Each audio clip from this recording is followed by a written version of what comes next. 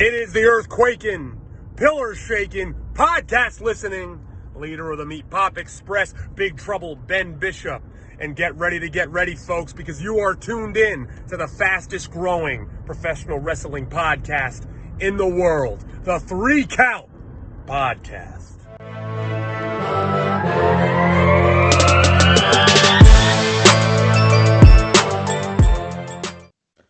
Ladies and gentlemen, boys and girls, children of all ages, my name is Chaz Evans, and you are listening to a special edition of The 3 Count.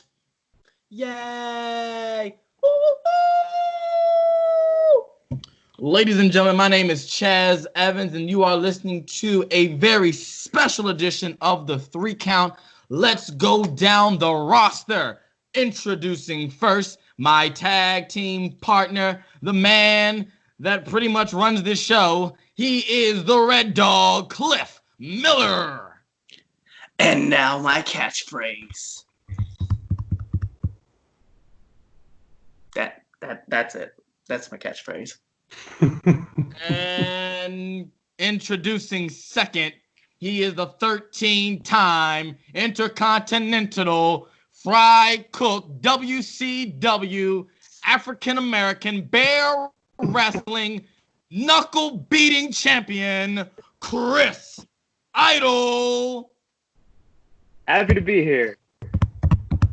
Glad you came back from the dead after missing our previous show. Well, I can't have perfect attendance like Cliff, so I figured I'd shoot for worst attendance. Alrighty, well, introducing next, he is my little brother. He is JJ.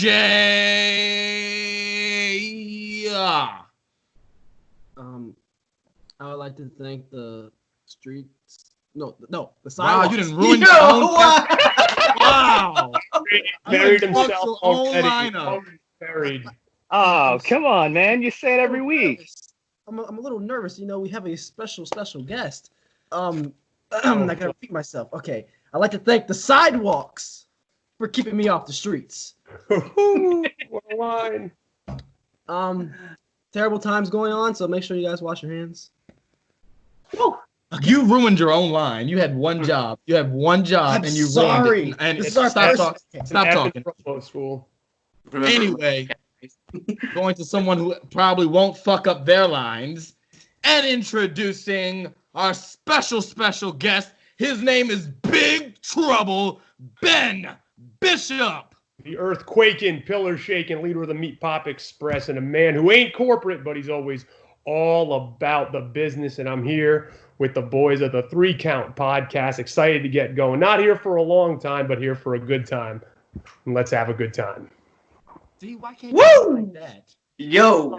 Hey, So come on, man. Schooled you. It's your first lesson. Wow. This is going to be, I can tell you how long this show is going to be. Jeez, man. Damn it, I'm sorry. All righty, ladies and gentlemen, this is the 3 Count. We are doing a special edition show. We got Big Trouble here in the building. Man, how are you, man? Hey, I guess as good as I can be, man. This has been a rough few weeks, a rough month for all of us, but can't complain too much. Going to control what I can control. Look at the positives. We'll get through it, but doing all things considered, doing very well. And thanks for having me, guys. I really appreciate it. Oh, no problem. Thank you for being on. We appreciate it a lot. So, I don't have announcements as normal for our show, so we're gonna get right down to business. So, we got a couple questions for the big man, Big Trouble himself. So, with that being said, we'll start that off. Then we'll get into a couple of topics, some more fun, lighthearted topics, and then we'll end off the show. That sounds good with everybody? This sounds great, especially because the last show was just kind of like, it started off high and it was just like deep. Oh my God, deep, dark. It just kept going. Keep that high energy. You're right. And then if you haven't already listened, our episode, The Dark Side of the 3 Count, that's the title of the show. Make sure you go ahead and check that out. Check that out before you check out this episode. So with that being said, Big Trouble, are you ready to get into the hot seat? I'm ready. All righty. Well, first things first. Tell us about who's Big Trouble Ben Bishop. Who's Big Trouble Ben Bishop? Am I shooting or am I working here? I gotta. You know what? I'll let you decide, and we'll have the fans figure it out. So let me give the origin story of myself, of Shoot Ben Cranka, before Big Trouble Ben Bishop came about. So myself, I've always been a big wrestling fan. Big literally, big figuratively, standing at 6'10", 280 pounds, in wrestling 7 foot, 300 pounds, don't forget that. And went through my whole life, being the biggest guy, and ended up playing basketball my whole life, and ended up going to school, prep school, up to college, University of Vermont, played college basketball there. Basketball was great to me, got me a scholarship, was amazing, met some amazing people, wouldn't trade it for the world, but it was never really my passion. Always wanted to be competitive, doing something, never really thought I'd get into wrestling. Jump forward, moving down to Maryland in 2014, started to get into Australian football, played that for a little bit for the Baltimore Dockers in the United States Australian Football League. So did that for about 3 years. Again, did it to have a bunch of drinking buddies, to be completely honest with you. I wasn't really so much into it. It was fun. Australians could drink. They drink me under the table. Not ashamed to admit that. So that was fun. But then finally, what ended up happening was that I went to an Adrenaline Championship Wrestling show one Friday night, was doing nothing, was sitting at home playing Madden, bought the tickets earlier that day, actually listened to Enzo on Busted Open Radio and heard him talking about it. And I was always a big fan of Enzo and Big Cass, which makes sense, being my size, always a fan of his. So I was like, hey, I'm going to go there and I'm going to watch a wrestling show. I had nothing else going on. My girlfriend was dog sitting, so I was all home alone. So I was sitting here, bought the ticket. I was playing Madden. I honestly almost did not go to that show because I was red hot in Madden. Red hot. I was going to the Super Bowl with my creative player. Really good. Now, my guy was throwing for like 60 touchdowns a year. I was playing on beginner, but it doesn't matter. It only matters how much. It only matters of padding those stats. So, and said, you know what? I'm going to get off the couch. I'm going to go. So last minute I went, and basically James Ellsworth saw me, said, are you a worker? Like, no. And he goes, why the hell aren't you a worker? Decided to, finally bite the bullet. And at 29, then when I was 29, now I'm 30, but I decided, hey, I gotta make it happen. So really transitioning into Big Trouble, Ben Bishop now. I've always been a fan of 80s B movies. Some, like They Live, rest in peace, Roddy Piper. Big Trouble in Little China, obviously, where my whole character comes from. Bloodsport, which I just watched last night, Frank Dukes, amazing movie, and a bunch of Lincoln Hawk, Over the Top. So that's kind of where my character came from. Amalgamation of all those characters kind of put together to create Big Trouble Ben Bishop, which it is now. Wow. I have to agree with you on the Australians, though, as far as drinking. I had when I was in LA in college, I had a couple of friends, and I had like 2 Australian friends, and boy, could they drink. Yep. They love it. I have never seen in my life so much alcohol just thrown back. They get on the piss, man. They do not hold back. They love their booze. That's a fact. But so you said you met. You talked to James Ellsworth, and you work for Adrenaline Championship Wrestling. So, yep. Tell us how it is about meeting James Ellsworth. Yeah, so it was me walking in at that point. I'll still consider myself a bit of a mark, but I was definitely a bigger mark then. And I walked in and saw like Enzo and Ellsworth, and I was like, oh, this is really cool. Sitting there and kind of seeing everybody and being, and always what happens when I walk into these places is that everyone kind of looks at me and thinks I'm somebody. So they'll all be like, oh, that must be, first people thought I was Big Cass, like for a second, a split second, they looked at me. And then, once they realize I'm sitting in the audience with them, they're like, all right, maybe he's just nobody. So meeting Ellsworth, what ended up happening is one of the other wrestlers, Magic Mike Madness came up to me and was talking to me, and he's the one that actually brought me over to Ellsworth. And let me tell you, it definitely was surreal, meeting him, because he was like, "Hey, are you a worker? Let me get your number." I mean, like, immediately, it was just like, we need to figure out like your training and all this. It happened very, very fast.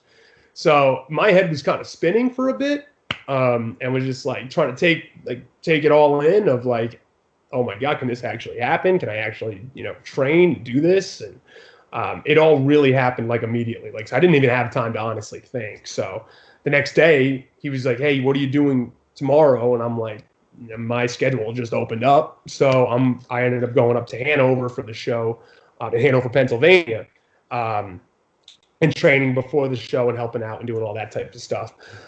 So really, honestly, I can't even, that weekend was such a blur that I can't even give like a straight answer of how it was to really meet him. It was great, but and it still is awesome.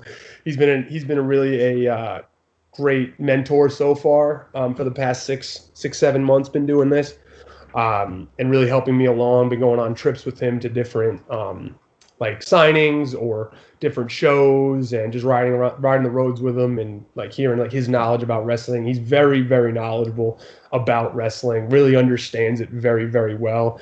And many people within the wrestling business and the industry really respect the hell out of him. Like, even guys come up to him at conventions. He doesn't like go around like trying to, name drop and try to go up to everybody and try to look like that guy that, is almost like a puppy dog following people around. Now people are coming up to him, talking to him. They really, he's very, very well respected. So that was great. That's also awesome to know, having him as kind of a mentor so far. So with Ellsworth being a mentor, what's the best piece of advice that you got from him? Oh, the best piece of advice, that's definitely easy. I would say the best piece of advice as a big guy, don't give up your size. So unfortunately, as you watch now in wrestling, there's a lot of guys who are just kind of like, I'll use Braun Strowman for a perfect example. I met him in person. He's every as big in person as he is, and that's coming from me, and he's enormous, right? But too often he kind of gives up his size, where he's bumping around for guys when he really shouldn't be. Big Show, same thing. If you listen to the Big Show's Broken Skull podcast, when he was with Austin, he talked about how he was almost too nice, or he was almost, when Vince came up to him and said, "Hey, what do you want to do tonight?" And he's like, "I don't care. You can do whatever. I can lose if you want me to." And that, once you give up your size, you kind of lose that illusion, because that's what wrestling is, right? So at the end of the day, it's an illusion. So we're putting on a show. And if people can't believe, if, John Cena or Stone Cold is bumping around the Big Show like it's nothing, and people are like, okay, he's just big for nothing. Now if he stands his ground, now Cena and Stone Cold in real life could beat the shit out of the Big Show. But, that's not what that's not the business we're in. So, you lose that illusion. So it doesn't look as great when he, beats people, or when he loses to people. It's not as big. Think of Andre the Giant, right? When Hogan finally body slammed him, it was this big, big thing. He never had that with the Big Show, right? So, and it came right from his mouth. He said it. He made the mistake of not standing up for himself. So Ellsworth always said, he's like, "Listen, you got to be careful. You can't let anybody tell you that people are going to bump you around. It's not that you're not ever going to lose. It's not what he's talking about, but it's more about it has to be done the correct way, and not, you don't want you flying around like a 120-pound guy around the ring, because that's not what I am, and it will just almost ruin my character, ruin the aura that I can potentially bring to a wrestling ring." Nice. Hey, so one of the things that I know, I was there for your debut at ACW, right? So talk to us a little bit about. Shit started, man. Got it right. Snuck that in. Yo, talk to us about that debut, though, man.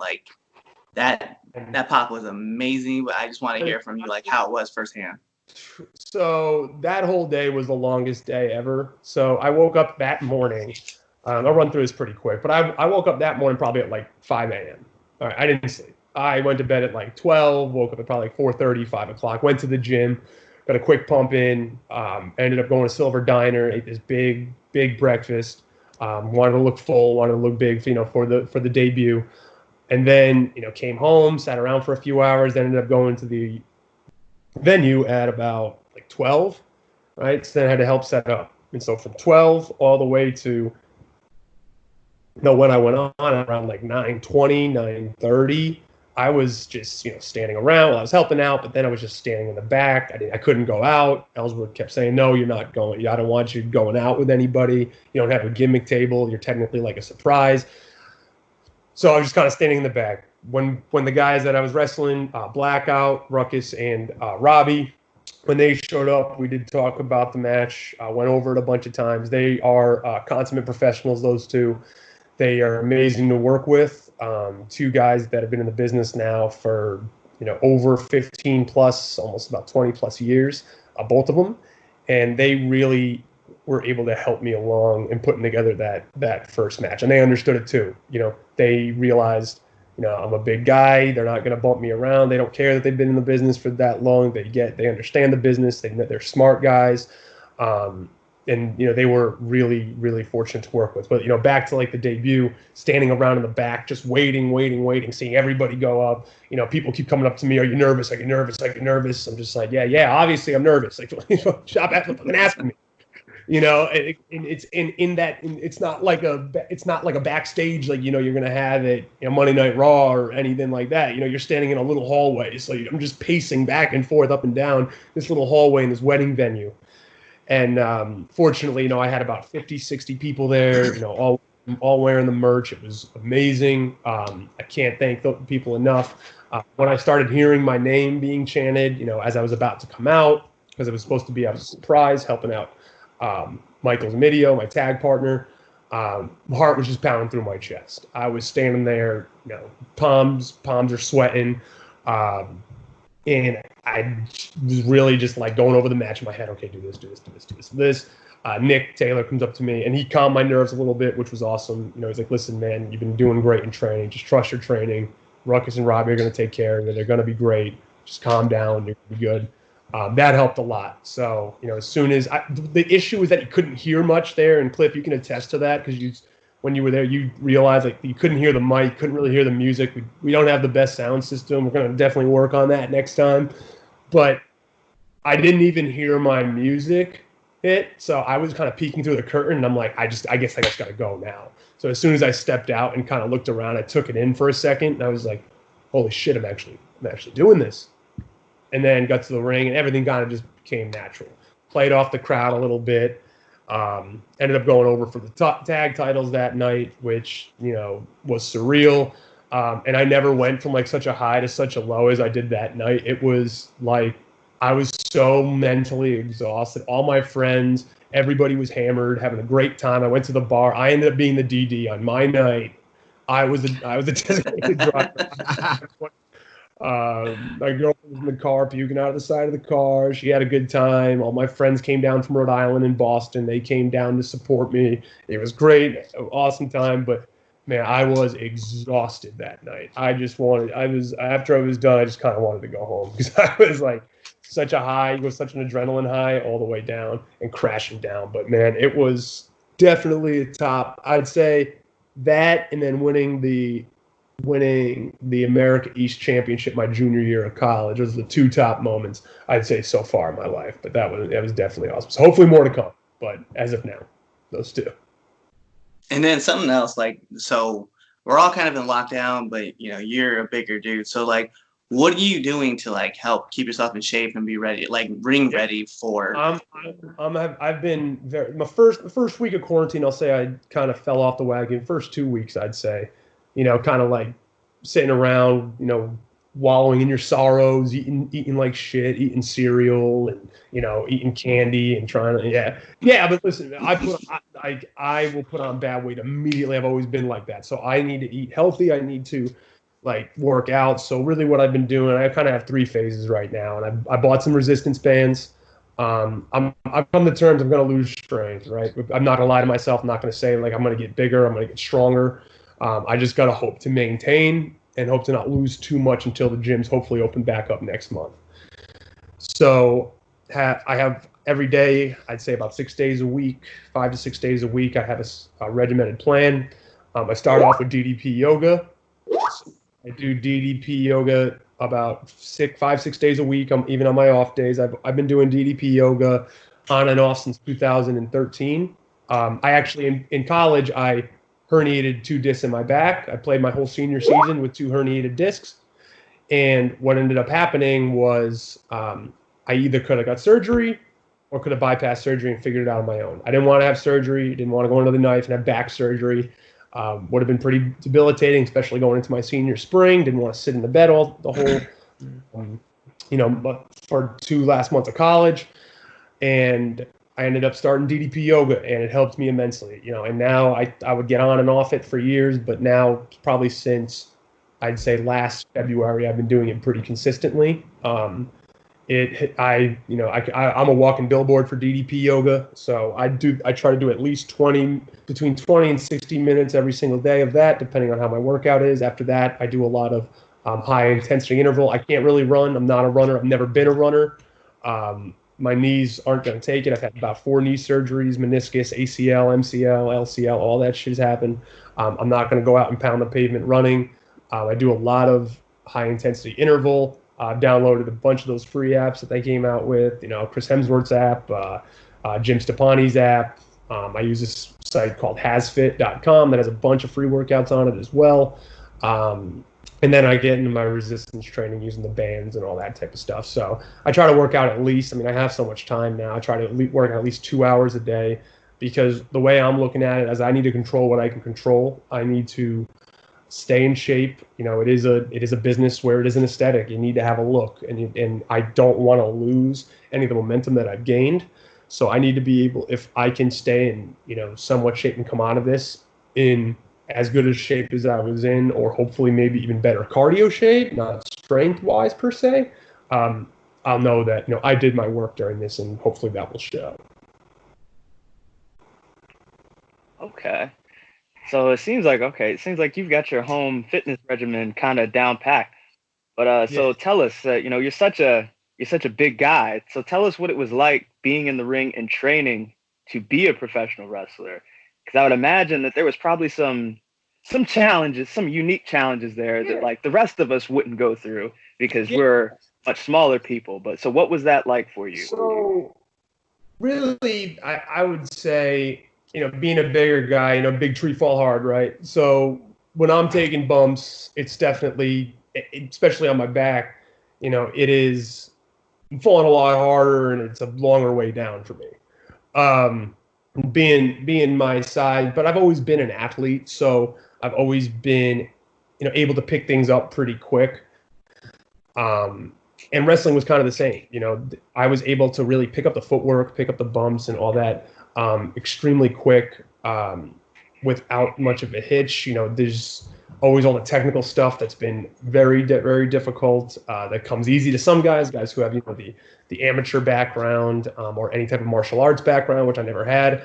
The athletic stuff did come a little bit easier to me, so I was able to pick up on, flip bumps, handstand bumps, all that very quick, without much of an issue. And I've been trying to do as much as I can as what everybody else is doing. So I don't really want to limit myself too much. So if guys are doing up and overs, or guys are doing banderas, anything like that, I want to be able to also at least try it. It might not look as nice.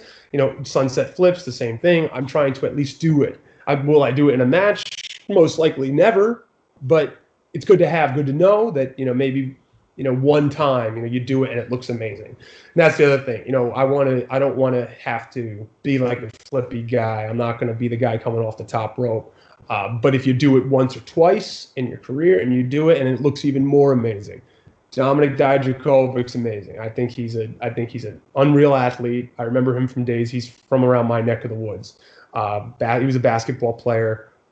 Incredible. Probably one of the best athletes for his size that WWE has. I believe that, he does so much of the stuff off springboards and off the top rope that, now people expect it. Now people expect him to do it. So when he does it, it's not as like, whoa, look at this guy, how big he is and what he's doing. If you notice, Keith Lee's almost he's come down with it a little bit. Like, he doesn't do it. When he's against Adam Cole, he's not doing the flips or any of that stuff. He's a powerful guy. He's a big guy. And he's playing to that. So really, to your question, is I try to do as much as I can, but I also know I want to keep sure. I think I do know my limits in that I'm not going to be doing the top rope stuff. I'll live on the middle rope for now and maybe come off the middle rope every now and then. But I'll let you guys come off the top rope. You guys can do that. I'll just hang back and hope you guys don't die, basically. I like it. So who are your influences as far as your in-ring style? Who do you like to watch and study and say, I want to kind of emulate that? Number one and my all-time favorite wrestler. We started before the podcast. I was mentioning I started with WCW. So when I turned on to wrestling, WCW is my thing. And my number one favorite wrestler of all time is Kevin Nash. So Kevin Nash is my in-ring influence. He's not, people know him as not the best wrestler, but he's a good worker. He plays to his size. He never gave up his size. He had amazing matches with Shawn Michaels. He had amazing matches, for a big guy, I'll say. It wasn't like the technical type of Chris Benoit, Eddie Guerrero type match, but he had those matches that was like such a believable big guy. And, with Vader, when he was with other big guys like Vader or smaller guys like a Shawn Michaels. So I watched a lot of Kevin Nash, just his mannerisms, how he'd walk around, how he wasn't really like a monster big guy, but he had like the cool factor to him. So my character I want to have more of I don't want to be like the brooding, like, big, monster type guy. That's just not my personality. It would never flow well with me. I want to be able to kind of have like a quirky, confident type of Kevin Nash, my character's face, so I'm not really the heel that he was. But I would say number one, he is definitely influence. Also, I'll bring up to him DDP as well. So DDP, one of my favorite wrestlers of all time too. Just how he moved in the ring, how he spoke, his overall confidence. I watch a lot of his promos as well. So I would put him at the top too. So Kevin Nash and DDP, two of my favorites. Then, of course, Kane. So, just being a big guy, you got to like Kane. Met Kane. I'm 2 inches taller than Kane. So if that kills any kayfabe, listen, no, I am taller than Kane. That was surreal. He's still a monster of a man. He's a big guy. But Mayor Glenn Jacobs has always been my another guy that I watched and really tried to emulate. As a big guy, being able to move so well in the ring and as agile as he is. That's really what I want to aspire to be. Kind of a mix of like the Nash and the Kane. That's a good two people to emulate. All right, good for you. Kevin Nash was an underrated big man. To be honest with you, he was. He got hurt a lot. He did start later in his. He started when he was 30. I started when I was 29, so we have that in common as well. DDP, the same thing. Started when he was 35. So we have that in common with him, starting a little bit later than most people. But yeah, he was very, people just didn't think of him. He's like, he got hurt a lot. But if you really watch his matches, he just was a big guy. Like, he didn't do anything else that he needed to do. Like, he was able to make so much money doing that. And, right, at the end of the day, if you're making that much money, you're successful in my eyes, right? It's not debatable. So you're right. He really was an underrated big man. Yeah, definitely so. And I just got one more question for you. So even though you're relatively new into your wrestling career, but do you enjoy working with an opponent that's smaller in stature? Or do you prefer to work with people that are a little, obviously you're not going to be in there with anyone your size per se, but bigger opponents? Yeah. That all depends. That's a really good question. Right now I've been working a lot more with smaller guys. So I'd say right now probably I do like working with like cruiserweight type guys. Being a base for them. Bigger guys. I just need more experience doing it. I haven't done it too much yet. It'll definitely come. I did work with Ruckus. Ruckus is a bigger guy. He's not that super tall, but he's bigger and he's a strong guy. And it's tough. I just want to work with guys who are willing. The biggest thing is just being coachable or being able to work with somebody and somebody that has an open mind. So I don't want to work with anybody who's like, I'm only doing this, this, and this, and I don't want you to do this, this, or this. That's what's most important to me right now. So I'd say that's really what I look for. I want to work with guys who are just open and willing, to do either different things or willing to work with me on what I do, and we can accentuate each other's strengths, because that's really the name of the game. Alrighty, now you got the youngest in here. Big Trouble Ben Bishop. I want to know something. I think the listeners of the 3 Count want to know something. What is Big Trouble Ben Bishop's drive? What motivates him? What gets him out of bed? What motivates Big Trouble Ben Bishop? Let me tell you, the opportunity to make the most money possible in this business, because you look at this face, it is money, baby. Look at this face, this size, this body, it is absolute money. All right, now the real answer. So really what motivates me is just, I've always wanted to do this. This has always been like my absolute passion. And now more than ever, there is a chance that I can potentially make a career out of it. So every day I kind of look in the mirror and I'll always say to myself, like, what am I doing today to get better? What am I doing with myself? Pick up. I'm not going to say I eat perfect, not going to say I have the perfect diet whatsoever, but I always try to think to myself, like, is this helping me or is this hurting me? So I'm just motivated really to make it. I make it to that next level. I want to make a career out of this. I enjoy what I do now, but my passion has always been I want to entertain. So I want to get to that level. I want to do whatever I can to get to that next level. Interesting. I'm gonna follow up with what is your favorite match so far in your career? Like, what has been your favorite match? Yes. I've only had a few official matches, but I'd say I've had about like 15 practice matches, about 5 like official matches right now. I mean the number one match is 100% going to be my debut. We went over it. It was amazing. Winning the tag titles. My partner Michael Zamidio, another guy I haven't given enough credit to yet. I know I talked about Blackout, but Michael's was an awesome guy to tag with. We're doing a lot of stuff, a lot of promos out right now. He's got a really cool character where he is his own manager. He's Michael's. He's also Lars. And I think that's really innovative. I haven't seen that before. Has a split personality. So we're doing a lot of fun stuff with that. And so, yeah, I'd say that my favorite match was that first match at ACW in February. I have another intriguing question. For up-and-coming wrestlers, what advice would you give to them, per se? Yeah, that's a great question. And I would say the biggest advice, and I tell everyone this, and I'm obviously no veteran by any means, but, I like to be somewhat of a leader to everybody. And I try to, because, coming from basketball, coming from being a captain all these years at the highest level of college basketball, I always want to tell people, I always kind of have that like innate leadership quality in me. So I'd like to talk to people and let them know, like, to get noticed in wrestling, I've learned this real quick. You just got to show up, and you got to show up, whether that be training, whether that be shows, whether that be, and honestly, anytime people ask you, you got to be. It doesn't matter what age you are. It doesn't matter how good you are. It doesn't matter if you have this much potential, another guy doesn't have that much potential. If you want to get on shows and you want to impress people and you want people to look at you, you need to show up. You need to be there for loading up the box truck. You need to be there for setting up the ring. You need to be there afterward. It's late nights. It sucks.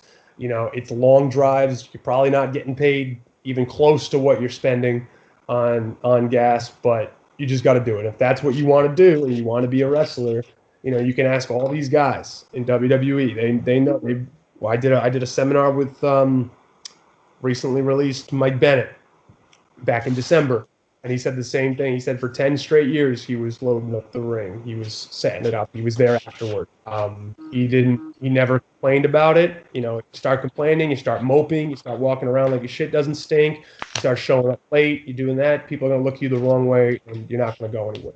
So I tell all the younger guys, show up if you're serious about it and you want to get on the show. We all have other lives, and we all get that. You know, some of us have it a little weird to get places than others. Some of us have cars and vehicles. But guys that want to figure it out, guys that have the desire and the motivation to figure it out, will figure out a way to get there, will make it work. So I tell everybody that. Just show up, and you will be noticed. All these promoters, especially Ellsworth, who's a promoter of the ACW, he says it. If guys don't show up to help, he's not putting them on shows. And he's a very old school guy. So that he's a perfect example of a guy that will stand by that. All right, now I'm gonna soften it up a little bit. Football fan myself. So what are you, is Connie Chung? Gee. God.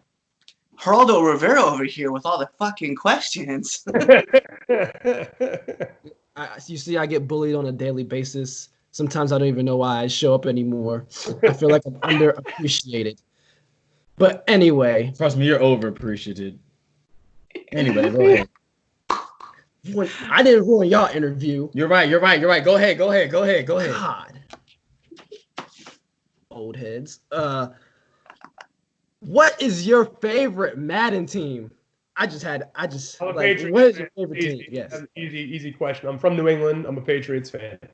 I'll always pick the Patriots. My favorite Madden team of all time was probably the Madden 2004 Tampa Bay Buccaneers. Oh yeah, the defense was nasty. Yeah, and Brad Johnson's screen pass over to Warwick Dunn on the side always worked every time. But I'll pick the Patriots. They're boring as hell, but I'll pick them every single time. Also, the biggest cheat code Madden of all time is Madden 2004 Atlanta Falcons with Michael Vick. Oh my God. Yeah, that game, it was unfair. We had to always tell people you can't choose the Falcons. It wasn't fair. It really just wasn't. And Madden 20 Ravens with Lamar. That's not. Well, he'll be, but yeah. No, Patriots all day. Always gonna rock with my team, even though we're starting the rebuild now. You know, single tier drop, but we've had a good 20 years, so I'll take what I can get. I'm so upset you said the Patriots. Most people are, but like England born and raised, man. I'm done with my interview. I got him off the interview for you, so. Alrighty, so Ben, I got 10 questions. They're rapid fire, okay? Boy, all right. All right, so first thing, okay? So, ready? Favorite superhero? The Hulk. Morning or night person? Morning. Favorite fast food joint? Wendy's. Star Wars or Star Trek? Star Wars. Marvel or DC? Oh, man. That's a tough one. DC cartoons, Marvel movies, but I'll go Marvel. Coke or Pepsi? Pepsi. Raw or SmackDown? Raw. Favorite TV show? Favorite TV show of all time. My favorite TV show was I'd say all time is The Simpsons. Right now, my favorite TV show is Ray Donovan. What's a weird quirk you have? A weird quirk I have. My whole life's a weird quirk. Being my size is a weird quirk. I'm all like. Honestly, I don't know. I'm perfect. I have no quirks. I am perfect. Now that I think about it, I am the perfect specimen. That's a great question, though. Thank you for letting me realize that. I appreciate it. And last but not least, Austin or Rock? Oh, Stone Cold. Yeah, all day. As much as I love them both, but yeah, Stone Cold, 100%. Alrighty then. Ladies and gentlemen, Big Trouble Ben Bishop. So, that's right. Give him air. Everybody, round of applause for Big. You tried it. You tried to steal it. Just jack everything. That's good. So we're gonna move on to the to some topics here, lighthearted topics, because we had a very depressing show. So, who is your Mount Rushmore of commentators? So before Right. we start, Chaz, nobody can pick the same person, right? We have to all pick different people. No, we can pick the same people. It's just your personal opinion, so you can pick the same people. Okay. All Make right. it easier. All right. Not like a draft. Okay, gotcha. All right, so I give everybody some time to think. I have mine already. Yeah, I wrote mine down too. All righty then. So I'll go first. You'll go second, Cliff. Ben, you'll go after Cliff. Justin, right. you'll follow. JJ's, because you're writing yours down now. You'll go last. All right, so my Mount Rushmore commentators: Gorilla Monsoon, good old JR, Vince McMahon, and a childhood preference, John Bradshaw Layfield. Oh, good I one. like those. I like those. I love JBL as a commentator. I grew up on JBL as a heel commentator, and no one can tell me otherwise that he's one of the best heel commentators. He absolutely is one of the best heel commentators. Oh, I Cliff, like it. So yeah, I'm gonna start mine off with good old JR, Tony Schiavone or Schiavone if you're Jericho, Vince McMahon, and then it's a joke, but it's like real too because like he's been around for so long. Michael Cole has to be the other person I have to put in this list. You know, there's something to be said, like I said, about availability is the best ability, and he's been there. So Thanks. you gotta consistent, like a Tim Duncan, right? Not flashy. He's not gonna be the guy that you're always looking at, but gets it done. So Michael Cole's a good choice. Not on mine though. All right. I'll start out with my favorite commentator of all time, Bobby the Brain Heenan. Amazing work in WWF as well as WCW. Jerry Lawler, especially Attitude Era Jerry Lawler, current Jerry Lawler, he's fine. But Attitude Era Jerry Lawler, puppies, all that type of stuff, had me rolling every single time. Jonathan Coachman, I'd say he was amazing as a heel, as a face, especially in his.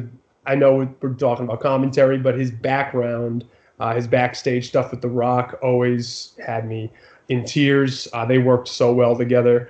And then rounding out the list is, as a WCW guy, Tony Schiavone. So Tony Schiavone, the voice of my childhood, along with Jerry Lawler, but definitely Tony Schiavone was the first guy that I ever heard commentate a wrestling match, and still killing it to this day. Okay. Mine is JR, Vinnie Mac, Lance Russell, Gordon Soley. Can't go wrong with them. Who was the third one? Vinnie Mac. No. After Vinnie Mac. Gorilla. Yeah, Lance Russell. He was a commentator in Memphis. Got it. He's Okay. Yeah. Got it. Alrighty. Since I'm the youngest here, I don't have the big names like you guys have, old heads. Anyway, first is JR, Michael Cole, Vinny, and Byron Saxton. Get the fuck out. Shut up, Saxton. Get out of here. I fine. can't You're stand fine. it.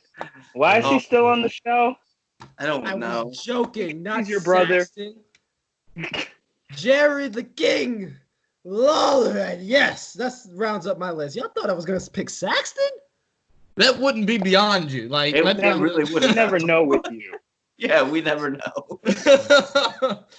So, He really said that. alrighty. So, I'm surprised you well, didn't pick Corey Graves.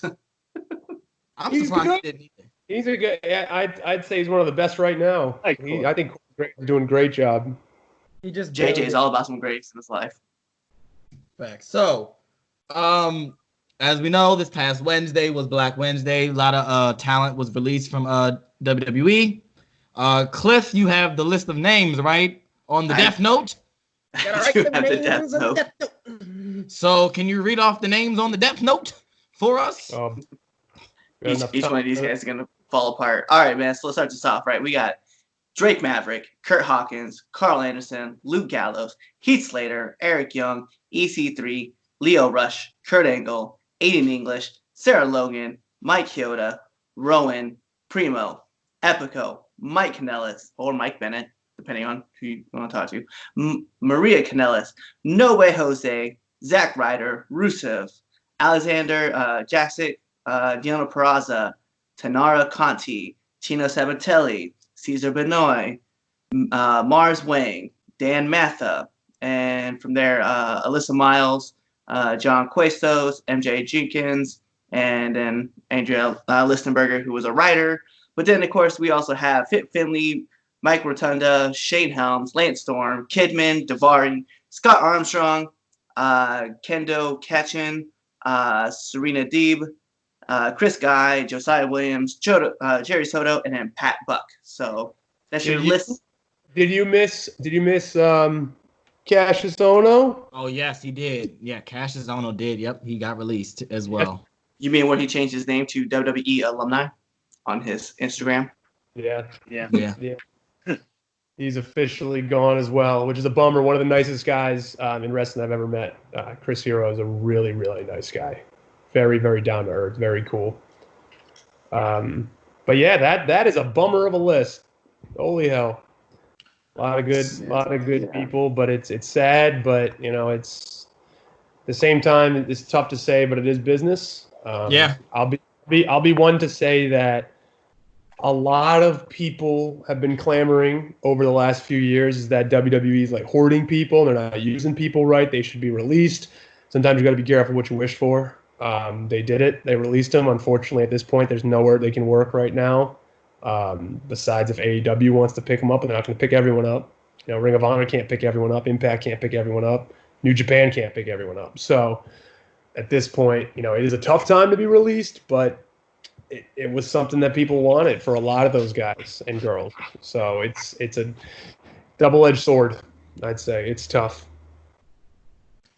So with that being said, the question is this. You got 3 matches, 3 dream matches you can choose from. Out of the list that was said, who are 3 possible dream matches you want to see? Doesn't matter any promotion.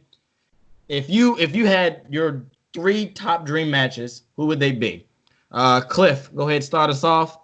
Justin, you'll follow. Big Trouble, you'll follow Justin. Josh, and then I'll come in on the tail end. All right. Well, right off the jump, let me get Carl Anderson and Luke Gallows as the Good Brothers versus, the Young Bucks. Like, I think that'd be a fun matchup in AEW wise. Who knows what we would get? That's going to happen. I think they're 100% going to AEW. I don't see. Or honestly, Japan. I can go back to Japan and make some money as well, but. Well, we know they teased about going to Japan, but I know that Gallows also teased about the AEW route too. So we do have both sides going. I think a second match I would like to see would be Leo Rush versus Cody. I think that just has potential to be a barn burner, as good old JR would say. And then last but not least, I can't wait to see the look on this man's face when I say I want to see Drake Maverick or Rockstar Spud, whatever he wants to go by, against Joey Ryan.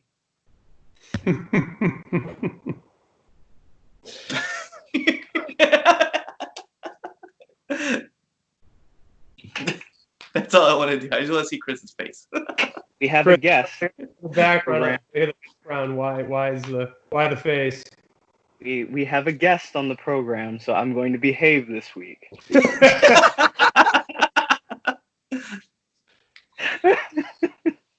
Since our lovely host scared off our last guest, I'm not going to scare off our guest. That wasn't my fault.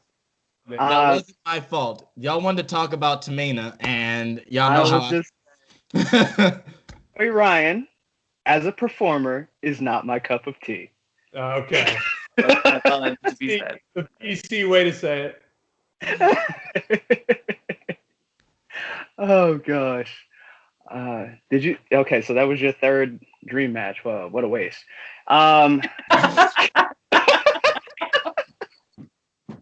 Is it my turn? Yeah, it's on you, man. All right. I want to see. Give me EC3, I want to see him go up against Cody.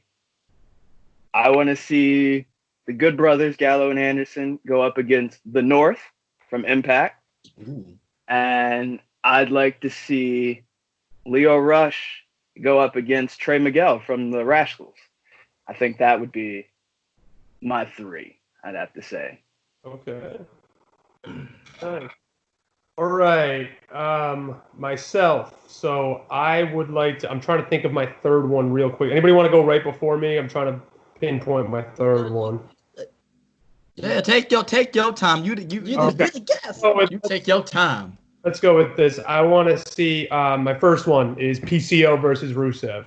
I think Absolutely. Absolutely. I can get on board with that. Has been amazing so far. And I think him and Rusev could really have a great, slugfest, those two. Very similar styles. As a big fan of the Kingdom, I would like to see Michael Bennett and Matt Taven again.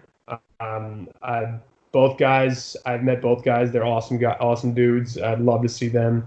And then my third one is I was trying to figure out who would fit best. But I think I'd like to see Nick Aldis and EC3 lock up. Ooh, okay. So I guess it's my turn. Alrighty. 3, right? Yeah, 3. Oh, I was gonna name like 6. I said 3. Okay. We know you can name like 6. Okay. But 3. All right. For the listeners at the 3 Count Podcast, my dream match would be Golden Ace versus the Good Brothers, known as Carl and Luke Gallows. You're an ass for that one. Okay. I had to pull it out. I had to do that. Next up, I would like to see Rusev versus that bad man, Okada. That would be interesting. I would love to see it. I think it would be a good one. And last but not least, I would like to see Leo Rush versus Pentagon Jr. That'd be nice. Just flippy flip. I would. Spot. Yep. Yep. That's spot. Yep. Just like that dang ladder match with the Young Bucks and who was it? When the Lucha Brothers? Yes, it was them. Them suckers. I mean, the Young Bucks against everyone? The whole Young Bucks anthology. Yeah.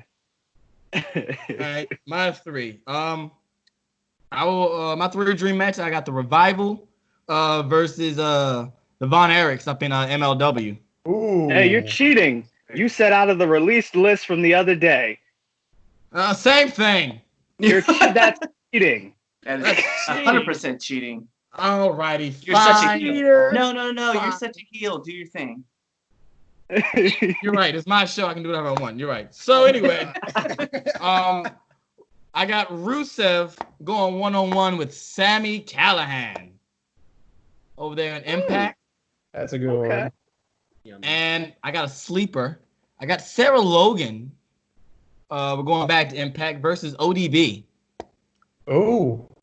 I think that could probably be like a breakout match for her. Those are my 3. Might drop that. Because can't nobody touch my Revival versus the Von Erichs. So, boom! That was a good one. That's a good one. How you like them apples? It was against the rules you gave us. Whatever. Saying. You're right. I would love to see Okada versus Rusev, though. I wouldn't mind seeing it. I would just love to see that bad man. Well, anyway, so that's all we got for today's show. Want to give a big shout out to our guest, Big Trouble Ben Bishop. Thank you, sir, for being on the show. It's been a pleasure having you on. A lot of fun, fellas. Also, ladies and gentlemen, make sure you tune in to our next episode of the 3 Count. Also, if you have not already listened to it, make sure you go check out our greatest wrestler of all time, Super Pod crossover episode, 64 wrestlers. 7 guys, we all debate on who is the greatest wrestler of all time. I promise you, you will not figure out who ended up being the GOAT. So with that being said, ladies and gentlemen, I'm Chaz Evans, here with Big Trouble Ben Bishop, Chris Idol, and Red Dog Clifford Miller. What do you want, JJ?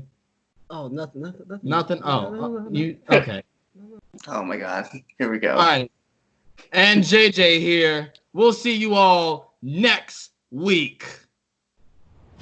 Hey guys, if you like this video, make sure you subscribe to our channel to get the best content from the 3 Count. We're the best podcast out there. Don't let anyone tell you different. Make sure you follow us on Instagram at 3CountPod, as well as on Twitter at 3Count_pod.